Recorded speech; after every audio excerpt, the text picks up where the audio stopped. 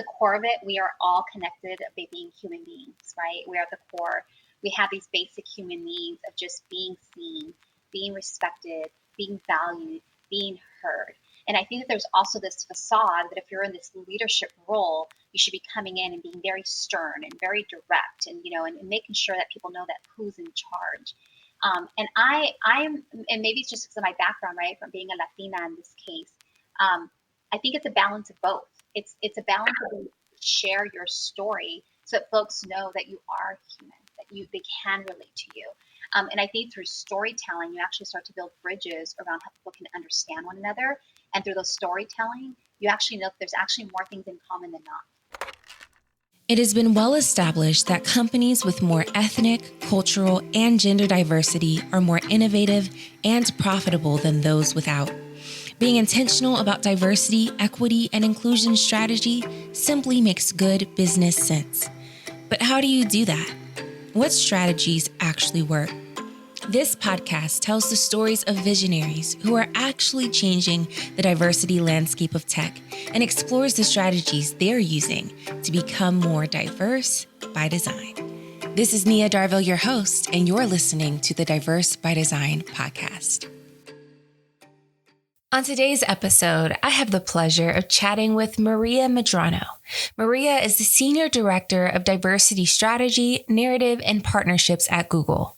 There, she's responsible for setting a global diversity strategy that includes partnerships, policy, and practices with equitable outcomes.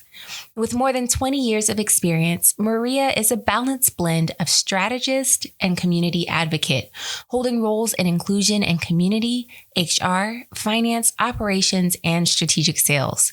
In her previous role as Visa's Chief Diversity Officer, Maria was responsible for establishing the inclusion and diversity vision and mission, and for supporting the company's promise of universal acceptance for everyone, everywhere.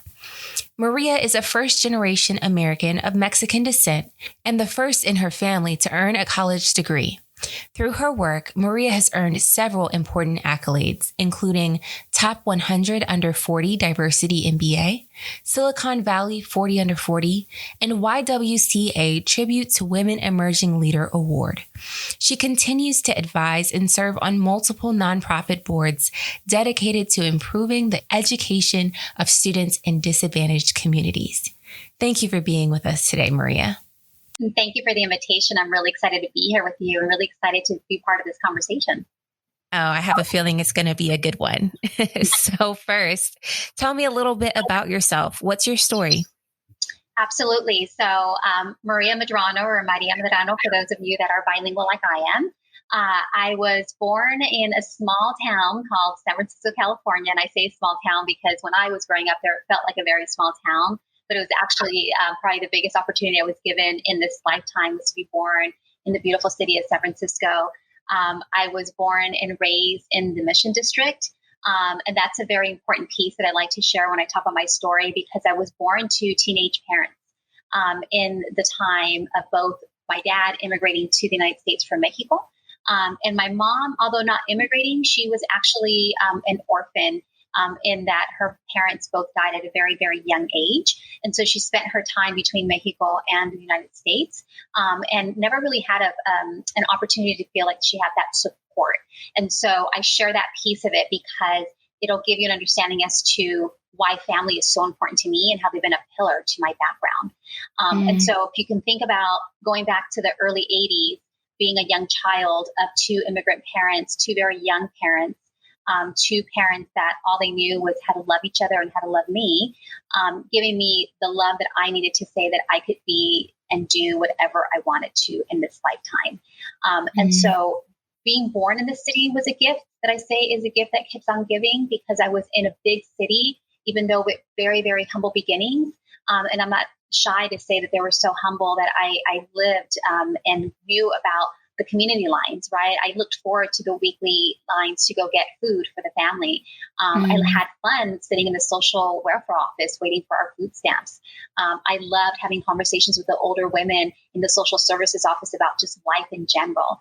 And because of that, I love to listen to stories of just what had been, what has occurred, and what could be possible, even in the small microcosm of it being San Francisco, because it allowed me to be curious in every which way that I turned. And so the one consistency that I had in my lifetime was the value of school, and making sure that school was prioritized. As I mentioned, my mom was here in the United States, so she did graduate from high school, but I was a year and a half, almost 2 years old by the time she graduated from high school. So I was in the school system with her, and her biggest dream for me was for me to just finish school with no babies, finish school with an ability to be able to buy a car, because at this moment, we didn't even have a car. Like, I know what it means to not have a car, to be dependent on public transportation. That's all I knew for the first 15 years of my life. And I knew what it meant to be dependent on others when you didn't have anything. And so those were the stories that were reinforced by my mom around know who you are, work hard to have your own money, don't be dependent on anyone, and you can do that by going to school. I don't know what else to tell you. I don't know what else to do, but just go to school. So I was so focused from the very, very beginning about the importance of school. And the interesting thing is that one of my earliest memories that I have was my mom walking me to our elementary school and her telling me, you're going to have to take a test. And this test is going to test where you would be starting from a school perspective. And again, because I knew that school was so important, I was so anxious and so excited, but also so determined about, I'm going to go and I'm going to nail this test. And again, I was 4 years old. This was like the summer before turning 5 to go into elementary school and kindergarten. And I remember the test was connecting the dots, connecting 1 to 10, and be able to tell the teacher what I had connected and what it was. And it happened to be a duck. It was like 1 to 10, a duck. And then I got to color it. And I remember walking out of that room feeling so accomplished and seeing the pride in my mom's face of like, oh my gosh, you did it. But at that moment it clicked where my goal in my life was just to make my mom proud. And I knew that making her proud was by going to school. So the rest is history in regards to me every single day getting up, going to school. I was that student that was grateful about being able to be in school, because the other side of it, my dad played a very critical role in understanding being able to appreciate the fact that I could go to school, because he was only able to go to school until the 3rd grade in Mexico. So he would say, education is so important, but don't take it for granted. So when I went to school, kindergarten, first, all the way through 5th in the elementary years, it was with that gratitude, there to learn, but also there to serve. And so people would say, my cousins and my brothers would say, you're a teacher's pet. I'm like, I'm not a teacher's pet, but I love to help my teachers, because through that, I also got to learn. And I like to also be in conversations with older people, because of my personal experience of those social bearings that I've been a part of, that I've always appreciate being in dialogue with people. And so all of those pieces is what allowed me to say, when I grow up, I'm going to be a teacher, because they were my heroes. They were the folks that saw things in me that I didn't see. They saw things in my parents that my parents didn't see for themselves. Because again, my parents were so young. And so many of my teachers would always have conversations about, how are your mom and dad doing? You know, how is your family doing? And I had many teachers that would actually go out of their way to create extra work in their homes to give my parents work. And now that I look back, it's to ensure that they could provide for myself and my brother, because I have a brother that was born a year and a half after I was.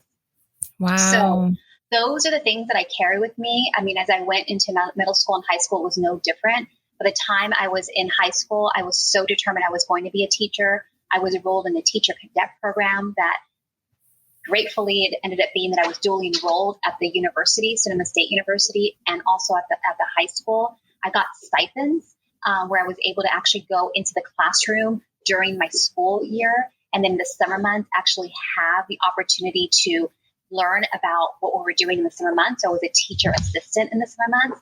I look back, again, it was more my aptitude, my desire to be there. There were just a willingness to open up their doors and for me to get proximate to what it meant for teacher planning, what it meant to engage with students, what it meant to have a network of teachers. And so that was my goal. That was my goal. And I went off to Sonoma State by sheer accident, by the fact that I was dually enrolled in the high school. I remember they sat me down to actually help me fill out my application, because I didn't know that even applying to other universities was an option. It was just the school that I was in. It just didn't give you that liberty. And I had the opportunity to do that I was accepted at the Sonoma State University because of the 4.0 I had, because I had gone 2 semesters there at the university. And I got the invitation to start college 2 weeks before the university started through what they call summer bridge programs through the EOP program. And so for those that are listening, again, though I share this because again, my beginnings are very humble, and I love to talk about these because these are the programs that we should continue to invest in, because it gives young children, young people like I was, the opportunity to be seen and the opportunity to just participate, and the rest will take care of itself.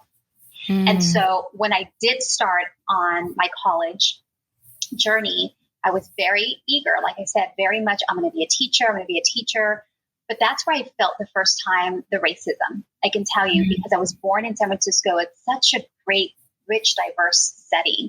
My neighbors were of, Mexican descent, Black descent, Asian descent. And when I say Asian, I mean Hmong, Vietnamese, Chinese. I mean, we knew the differences. I celebrated every aspect. Chinese New Year. We celebrated Hanukkah, Kwanzaa. We talk about every dimension, St. Patrick's Day, all of those different pieces.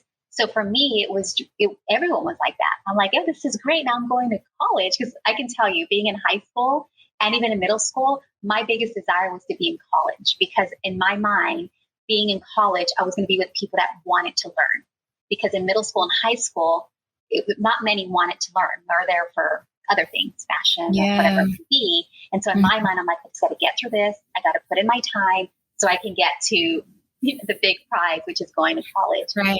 I didn't expect, and I didn't know, I didn't have anybody to prepare me for the big culture shift that I was going to be feeling going to college. And it was very real. In my classrooms, I was often the only one that looked like me. I definitely was the only one that was bilingual in the sense of bicultural, and meaning that it was equally as important for me to be seen, but also important for my people and my peers to be seen. And so every lecture class usually ended up with some sort of debate, because there were usually people in the class, well, your people are the ones that use all the welfare, and your people are the ones that are incarcerated. And there would be these very difficult assumptions, and I say daggers that would be sent over, that I honestly, now that I think back, were sent to demotivate me, but they met me because I have a lot of grit. And I tell people, I'm like, I don't give up easily. That if anything, it gave me a reason to be like, no, this is why I need to be in these classrooms. This is why I need to be here in schools. And I had a couple of teachers that would actually come console me. I remember they would come after me and say, Maria, we're proud of you. Like, this is why you need to come to class. Don't stand, don't sit down, keep on keeping. And again, teachers, professors, like the biggest motivators for me.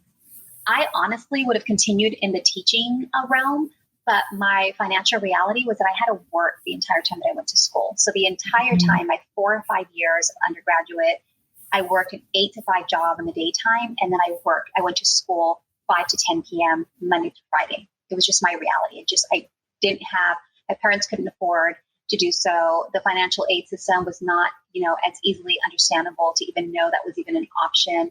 And yes, I still am paying for school loans today. I won't be ashamed. I'm still paying for school loans because I had to take loans to just ensure that I kept myself going through school.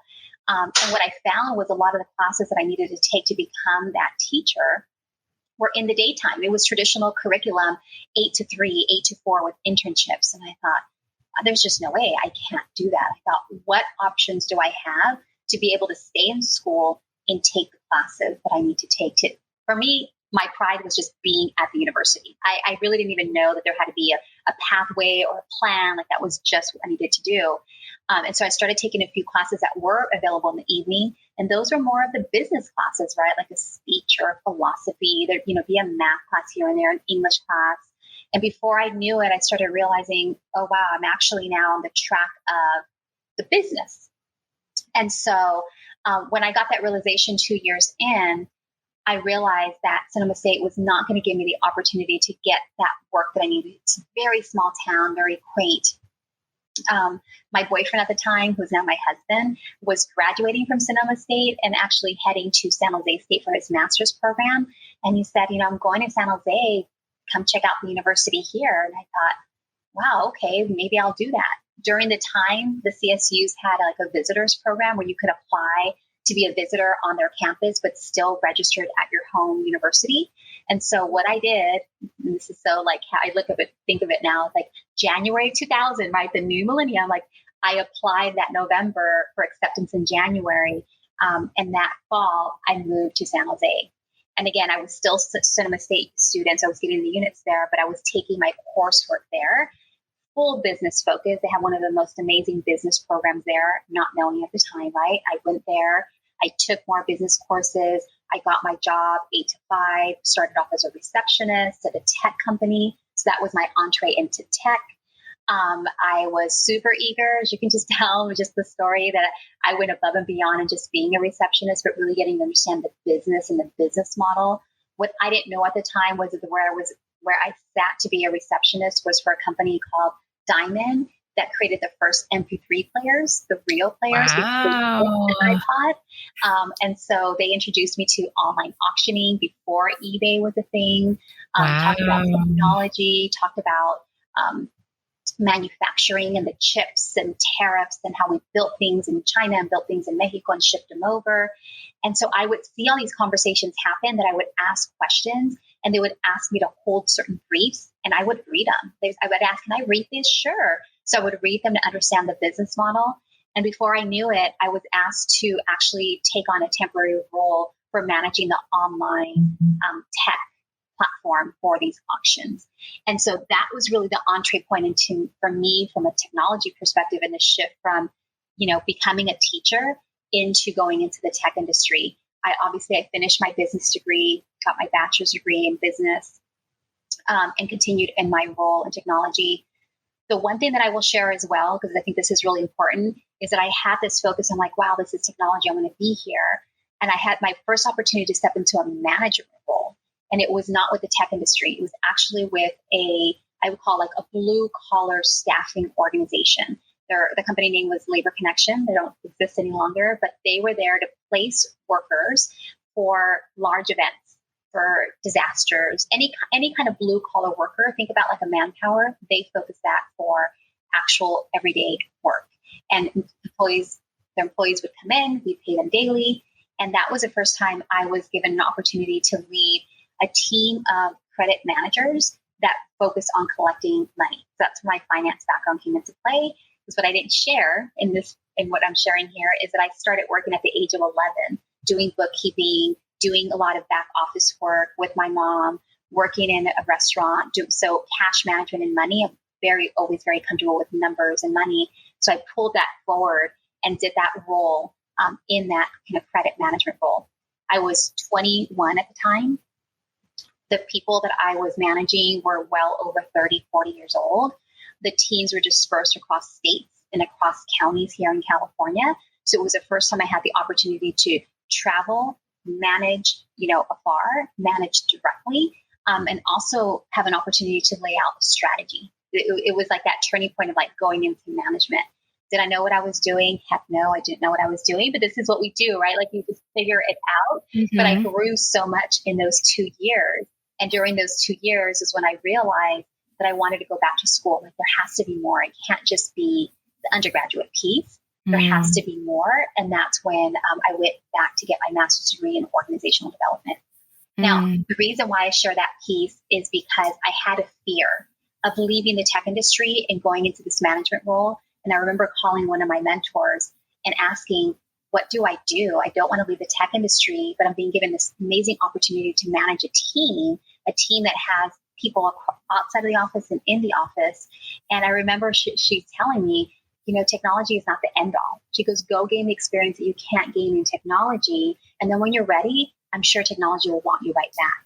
And that's exactly what happened. It's exactly what happened. I was there for 3 years, grew, learned so much that I then went to work for an elevator switch company where it was more the semiconductor, but the technology piece. And that's just been my thing. It's any which way it's been to kind of grow that skill set because I felt within myself that I could do it and I wanted to do it. I just needed someone to show me and to mentor me and to give me some time. That's been the biggest piece. And I find myself being a life learner.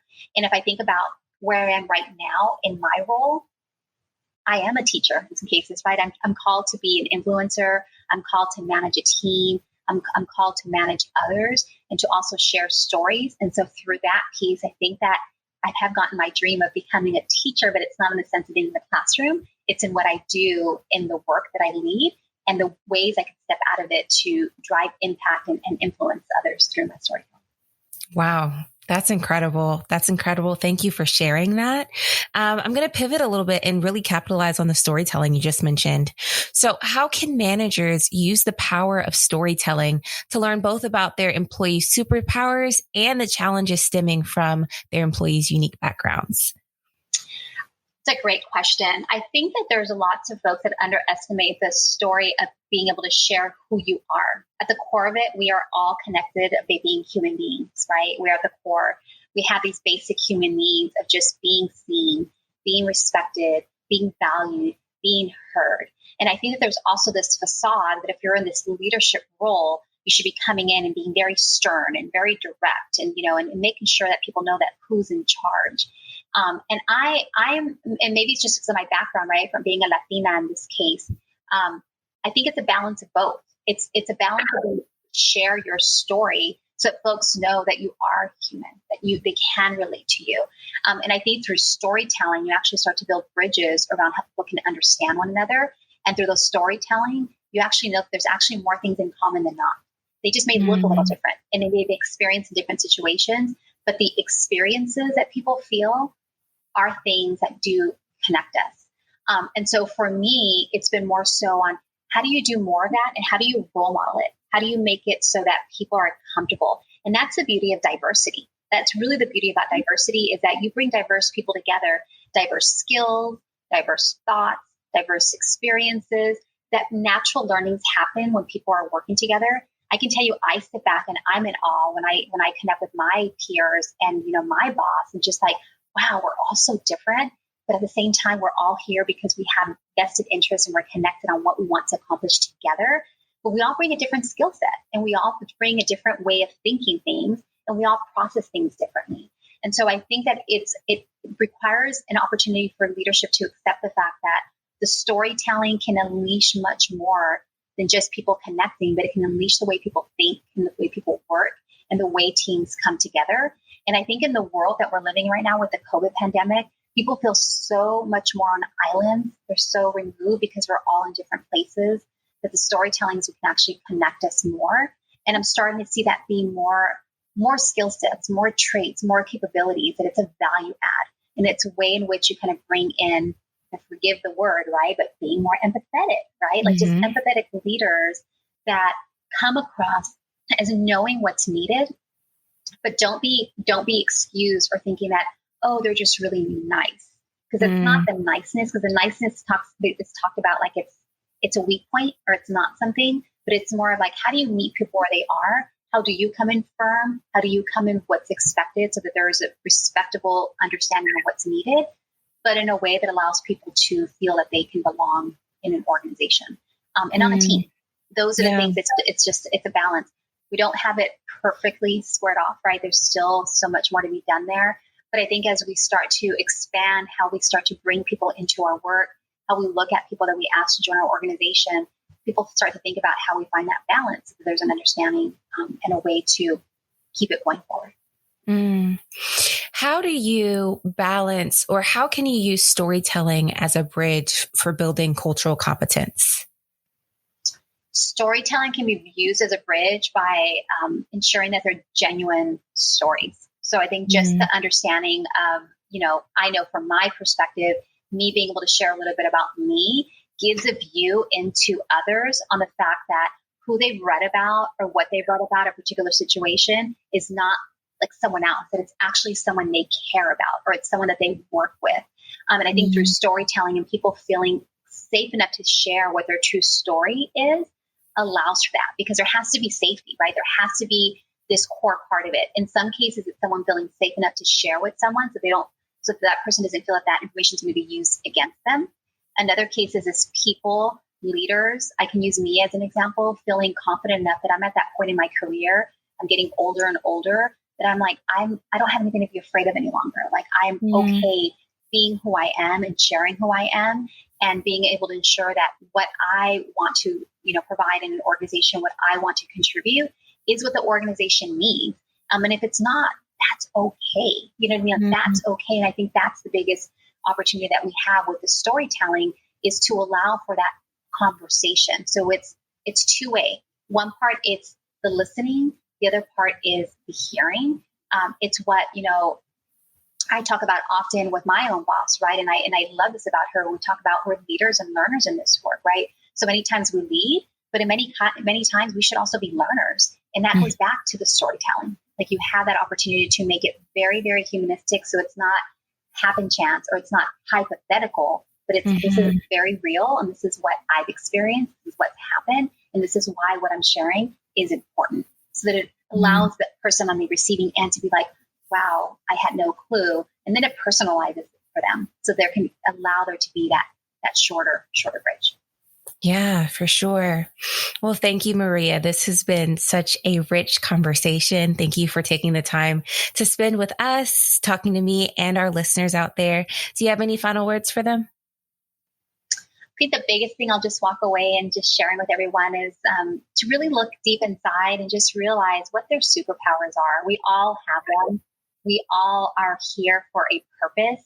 What is your purpose? And how can you use your purpose to inspire others?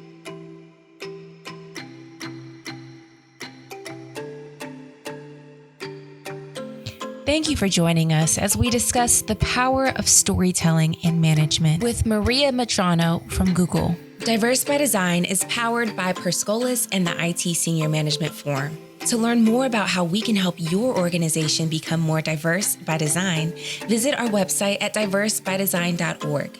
Before we let you go, we want to thank our sponsors, TEKsystems, JP Morgan Chase, Google, Chubb, and Comcast NBC Universal for their support.